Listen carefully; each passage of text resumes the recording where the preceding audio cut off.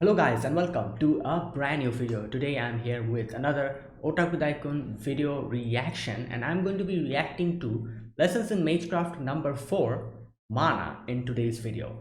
Okay, I got a few recommendations to react to a few of these lessons on Magecraft in the previous video that I made, and I remember there was another video that I was told to react to about tracing, one about the clock tower, one about the Atlas Institute. So I'm going to do those eventually, like probably as I kind of did the previous video like more than 1 week ago.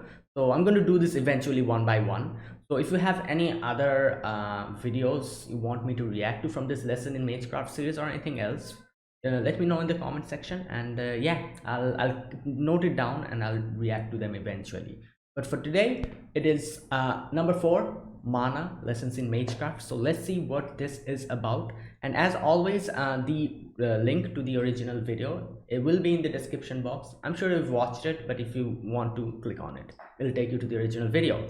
So let's start, and I will be pausing in the middle of the video, talking about stuff and giving my impressions and all, and I might also pause to actually kind of wrap my head around what the informations that are being told, because the previous video I remember I had to pause a lot because there was a lot of sections I had to go back again to kind of just hear again to understand what was happening. That was a lot more complicated because it talked about the types and everything, but here I think this video will be a lot more easier to understand because I also know a little bit about mana from the anime and stuff, so it'll probably go into more details in that. So I will probably have a lot easier, I'll be able to understand this a lot easier than the previous video that I did. That was really difficult to understand and we had to go little by little. Anyways, let's begin. So here we go. Start. I presume you're here in order to learn of Magecraft. I'll have you know, there's no room for the weak-willed in this course, and despite your best efforts, the sorcery of our time is but a fraction of what it once was in the Age of Gods. Much of the craft is established through pedigree, and the culture of mages is riddled with deception and moral depravity. That said, if you insist, I shall do my best to educate you in this miserable, yet fascinating world. Okay, let us see. In our previous lesson in Magecraft, I covered the various thaumaturgical elements and the concept of origins. It is nigh impossible to discuss Magecraft without understanding them. The same can be said of today's lesson, which will provide an overview of the fundamental energy we mages use, mana. Okay. Also called prana, or magical energy. Okay. Mana is a form of energy produced by the world.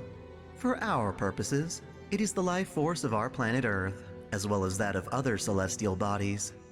Generally, it is found in the very atmosphere around us, though it was certainly more prevalent during the Age of Gods. The many nature spirits of that time fed off this energy and served Gaia, the planet's will.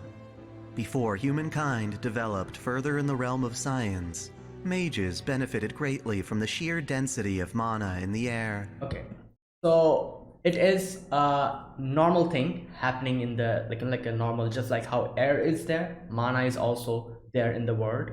And this was more prevalent in the Age of Gods. For example, in Fate Grand Order, you could say Babylonia, I'm guessing. And the nature, he said something about nature. Just a sec, let me go back a little bit. In the Age of Gods, the many nature spirits. Nature spirits. Okay, so nature spirits. I'm guessing. What do you mean by nature spirits? Like. I'm not so sure. Nature spirits, like fairies and stuff like that. Like I do know, like in Avalon there is fairies, like in Lost Spell 6. So something like that. Like are those like nature spirits, I'm guessing. Okay. That time fed off this energy. And served Gaia. Okay. Planet's will. Before humankind developed further in the realm of science, mages benefited greatly from the sheer density of mana in the air. Okay, so science came in, and obviously if science comes in, it'll obviously be a bit of a contender for mana. like magic and science kind of both are like trying to like has their own approach, but both are kind of going towards almost the same goal, that's making people's lives easier, I'm guessing. Obviously mages have a different motivation that is going to the root, so that's different, but okay. allowing for Magecraft to be more easily performed on a large scale. Oh, easily performed, okay. Certainly, so science mana helps. still remains even in our modern era, but mages have obviously become less reliant on it. Let us not forget, however, that humans are a part of the planet. As such, we too possess our own mana, our very life force used as energy. The proper name for this energy is Ode. Living organisms generate this energy from their own magic circuits, replenishing it whenever depleted. While Ode is more readily accessible, it amounts to much less than what can be found in the atmosphere. Thus, Ode is considered to be the lesser source, while the mana of the planet is the greater source.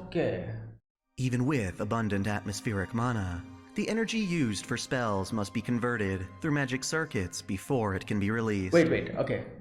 Ode is part of the body, it's easily regeneratable, and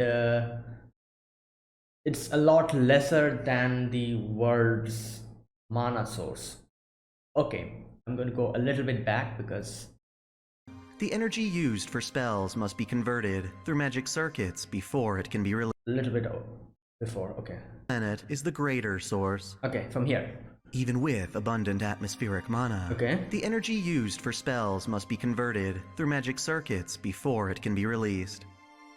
Ode might sound quite convenient, but there is a reason mages during the Age of Gods were far superior. The amount of Ode stored by a magus is so little that it is only useful for small-scale spells that hardly interact with the environment.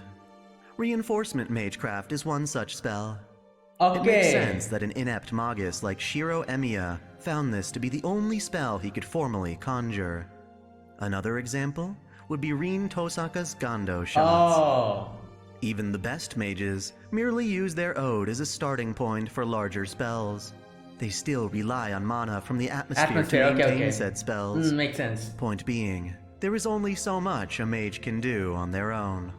But just how much can a mage rely on their Ode? As it turns out, the amount of Ode stored by a mage can be measured with reasonable accuracy, quantified as units of magical energy. You have units? You may be surprised by the contrast in capacity between mages. Many of the famous mages you're familiar with are exceptionally well endowed. The average magus from an ordinary bloodline can store 25 units of magical energy. Shiro is generally able to store 20 units, but has achieved as much as 30 at full maturity. The Tosaka daughters, Rin and Sakura, were born with splendid bodies. They can store 500 units, with their maximum output being 1,000. Wait a minute! That's a lot! Like, Shiro, I guess, like, he already explained that since Shiro is a part of the normal bloodline, and, like, that's why the very, like, best he could do is like 20, 25. But like, damn, the scaling, like Rin and Sakura can like have like 500 to 1,000. That's quite a lot. Like, how much? Again, like more than like, not more than 100, but like 50. Like a lot. I cannot do my math currently, sorry. Mental math is not my strong point, but it's a lot more. That's what I'm trying to say. So okay, damn. So what the hell happened in the end of Unlimited Blade Works? How was Shiro able to bring out so much? Like, Rin transferred her crest, didn't she? Or something like that. Okay, let me resume this. One of the main reasons why Kenneth L. Malloy Archibald belittled his student Waver Velvet for trying to negate the importance of lineage and heredity. There is hardly any room for comparison, and explains why mage families, like the Mato, are terrified of weakening over generations. Tragically, in Sakura's case, much of her Ode is devoured by the crestworms slithering through her flesh. The Tosaka are powerful for the modern era, but pale in comparison to Medea, a mage from the Age of Gods. Yeah, okay. A single blast of her light consumes 3 times Shiro's capacity, and she fires them off in waves of 10 at a time without delay. Essentially, she can spend Reen's highest capacity and simply shrug it off. In a humble attempt to compensate, modern mages often supplement their magecraft with training in the martial arts. Okay. Heroic spirits also have an ode capacity. While this capacity is high, a servant's ode does not automatically regenerate. Instead, You need the masters. it is replenished by their master. Artoria Pendragon, when contracted with Shiro, survives off of 1,300 units of energy. 1,300. This is detrimental, considering Shiro lacks the ability to replenish that mana through conventional means. In her first day serving him, Artoria spent 250 units, and the majority of that remaining balance was spent using Excalibur to defeat Medusa and her Pegasus. This strained her to the point where she could hardly keep her balance. Thankfully, while Shiro's contract with Artoria couldn't forward mana to her, he had another way of transferring that mana.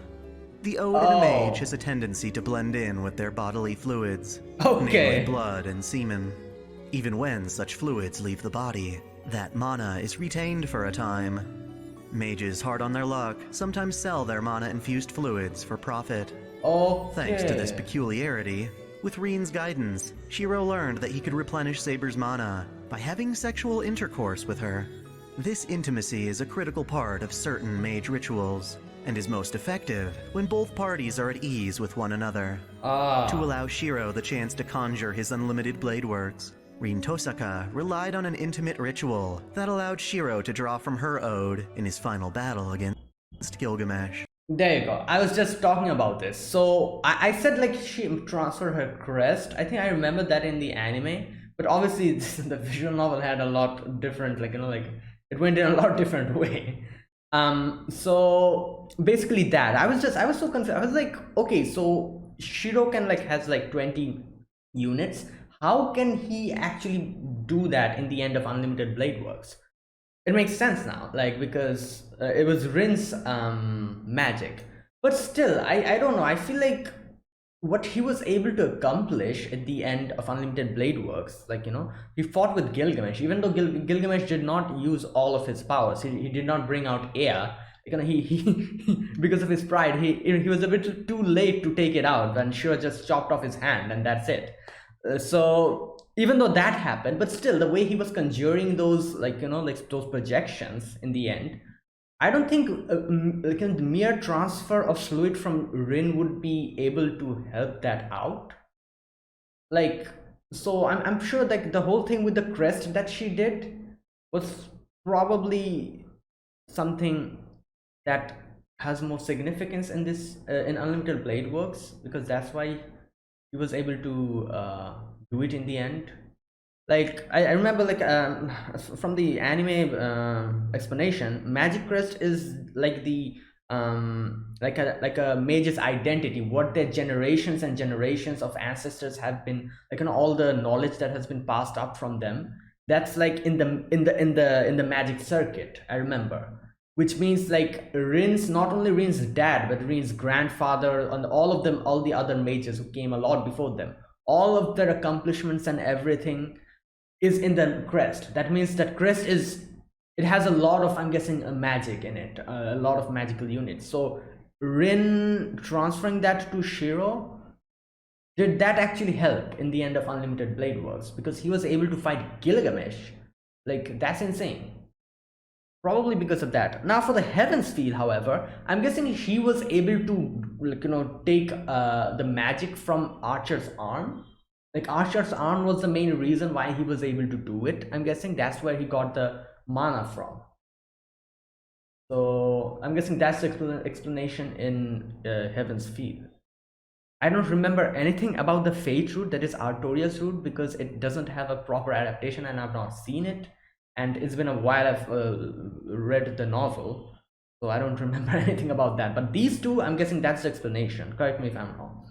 Anyways, let's resume. The less sensual approach is to have one mage drink the other's blood. Of Which course, Sakura... this isn't always consensual. Yeah. Shinji Mato is even less adept than Shiro. Oh my And for God. him to maintain Medusa as his loner servant, That's sad. he had her drink human blood. That's sad. Rare circumstances allow mages to store outrageous quantities of ode.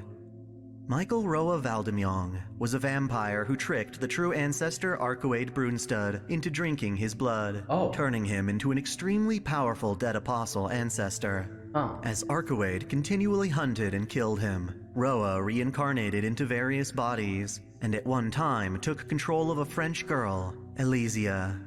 Even after being slain once more by Arcuade, being free from Roa's direct control, Elysia's body remained immortal and powerful, able to regenerate so long as Roa continued to reincarnate.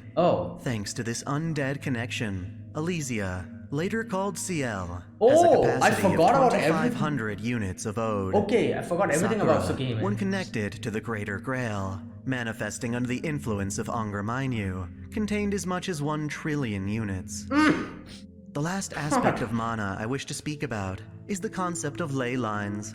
Atmospheric mana is produced by the planet, but the concentration of that mana is uneven. Mana happens to be more dense along magical ley lines. Unseen to the naked eye, the Earth itself has a network of paths through which mana travels, similar to the blood vessels in the human body. Mages make use of these ley lines when performing large-scale spells to capitalize on their density. A particularly strong ley line flows through Fuyuki, Japan, which is why it was chosen as the site for the Heavens Feel ritual. The monks at Ryudo Temple sensed this as a spot of spiritual activity. This land is seized by Medea as a home base, exclusively because it is situated over a ley line. That said, ley lines can also prove to be dangerous. The Mages Association makes regular attempts to maintain and stabilize them.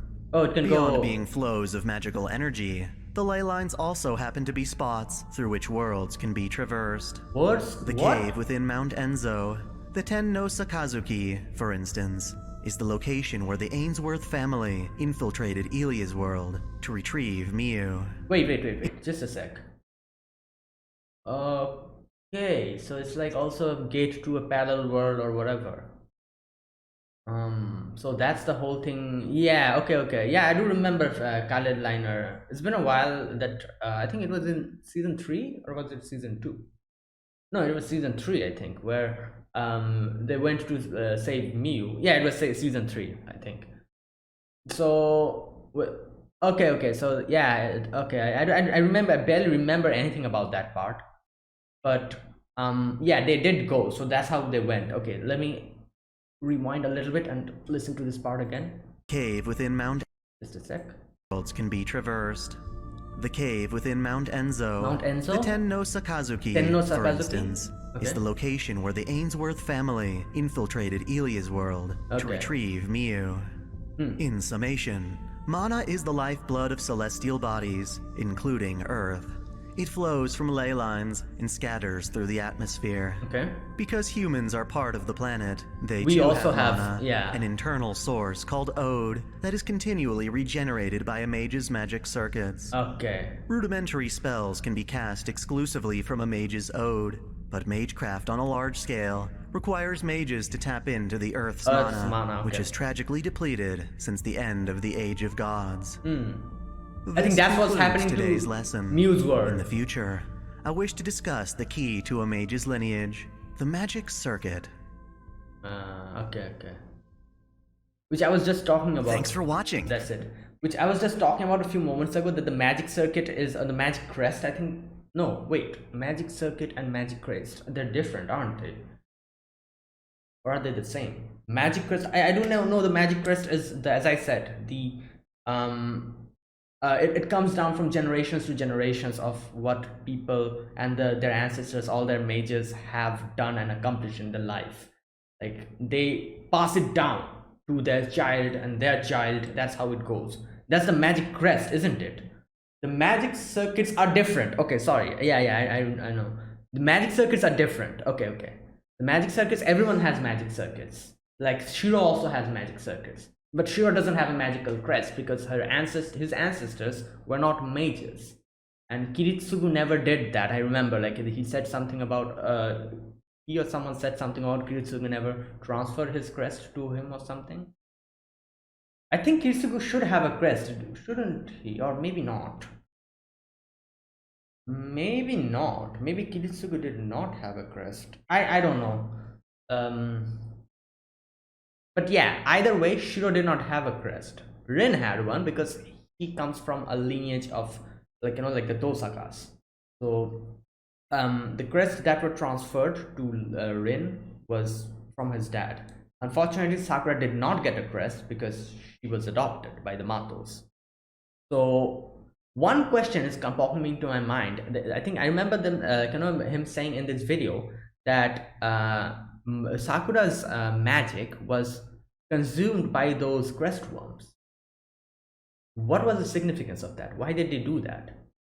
Like, I do remember, like, obviously Mato's main goal was so that their lineage does not die off, because of the lessening of the amount of mana their people, like Shinji has even lesser magic than Shiro. So that's what was happening. That was what was happening. So that's why Zoken did the whole thing of taking Sakura in, because her mana was a lot more. And so one thing I don't understand, what was the significance of the crest worms here? They consumed the mana. What was the point of it? To increase her mana? Was that the reason why they were doing it? Uh, so no. Oh no! I remember. Zoken wanted to come back. Yeah, he was like, Zoken was almost dying. He wanted to come. I think that was the reason why the whole Crestron thing happened, didn't he? He just wanted to reincarnate or something, come back to the world. Like, that was his, I think, major goal or something like that. Anyways, so yeah, that's basically magic circuits. Magic circuits are different. Everyone has them, I think, while magic crests are something else, which are passed on from their ancestors and generations to by generations. That's what happens. All right, so this video, these are the, like, the basic explanations, not explanation I would say, but the basic foundation of the Type Moon franchise, I would have to say, because they also, like, talked about Arcuate for a little bit, and the whole thing about Roa, I think that was his name. I remember nothing about Tsukihime. How, like, he consumed her blood, he became the, the David Apostle, and the whole thing about Seal as well, what happened to her, who she was, all that. So this mana is the basic, one of the basic foundations of the Type Moon franchise. And there was quite a few things that I knew, quite a few things that I did not know, quite a few things that I probably knew and I forgot, and a lot of things, like, I got to know from this video. And yeah, so interesting. So okay, so let us summarize a little bit so that I can properly, like, just collect everything that he said. First of all, Earth has, like, a mana, just like how we have air. Mana is part of Earth. It's like one of Earth's main things. And this mana was a lot more in the Age of Gods than it is now. And people, like, like people who were present in the Age of Gods, they were able to have mana within them a lot more better than people now, mages now. For example, media, so humans have also, since they're also part of the earth, they also have mana within them, which is replenished by magic circuits. Yeah, that's what he said.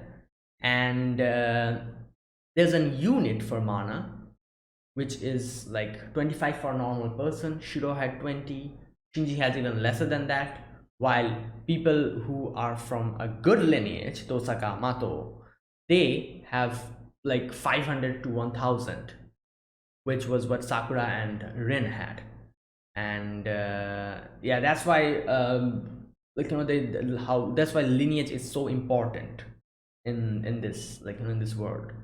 So now a few other things that I understood here is how was Shiro able to actually be so strong by the end of Unlimited Blade Works and Heaven's Field. Unlimited Blade Works, as he explained, because of the fluid transfer, you know. And I do remember Rin transferred a bit of her magic crest into him. So probably because of those, he was able to fight Gilgamesh, and Gilgamesh wasn't even taking it seriously. That was what probably made him lose at that moment, because he did not take him seriously. So that was what happened, and that's why he was able to do that in the end. Heaven's Field, however, I'm guessing he tapped into Archer's arms mana or something like that. That's why he was able to do it. By the end, he became one of the strongest characters in the series. So that's probably what happened. Another thing is, what else did I say? Okay, heroic spirits. The thing about Saber here is Saber used up quite a few, 250, I think he said something like that. Obviously Shiro does not have that much mana, so the excess that was needed was taken from Excalibur, and that's why she wasn't able to properly walk. Even, like, you know, she became very tired after, like, you know, defeating Medusa.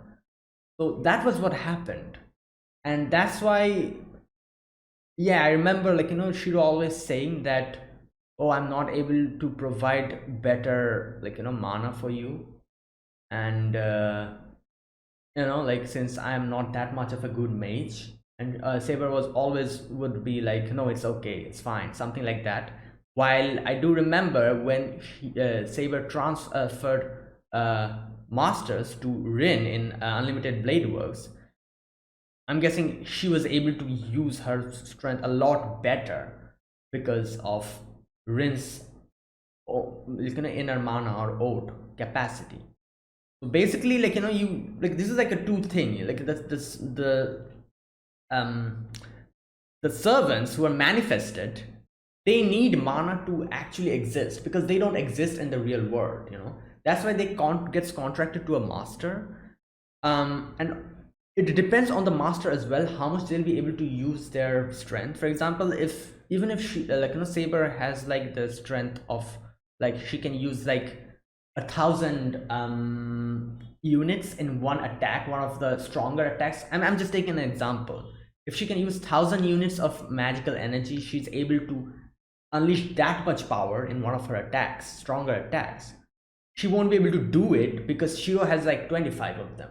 So there's like a gap, like, it's like a, what do you call it, like the mouth is small, you know, like just take an example of a bottle, for example. The bottle, the main part of the bottle where the mana is huge, which is Saber's pool of mana. Unfortunately, Shiro is the outward exit to that bottle, and since his capacity is like 25, even if Saber has that much pool, he cannot use that, because Shiro is not able to provide that much or something like that. I'm guessing that's how it goes.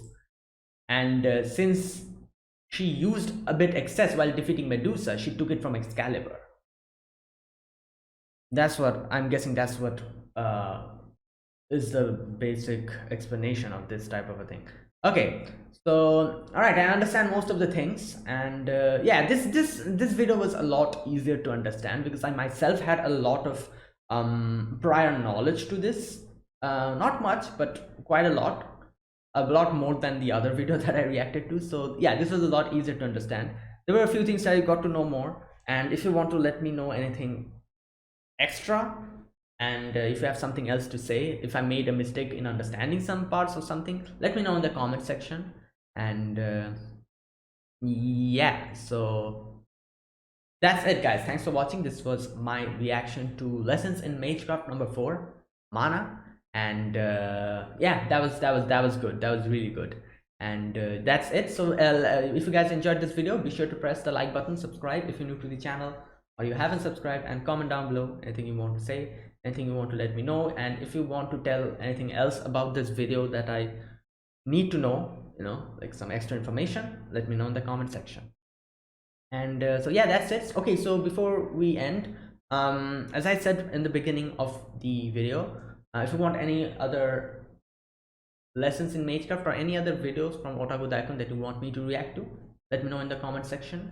And I have in mind, there's a few more videos that was recommended to me, which is the tracing, the clock tower, and the Atlas Institute. These ones I will react to, eventually in the future. So yeah, I have it noted down. So yeah, so that's it. So thanks for watching, and I'll see you guys in my next date related video. Until then, goodbye and have a nice day.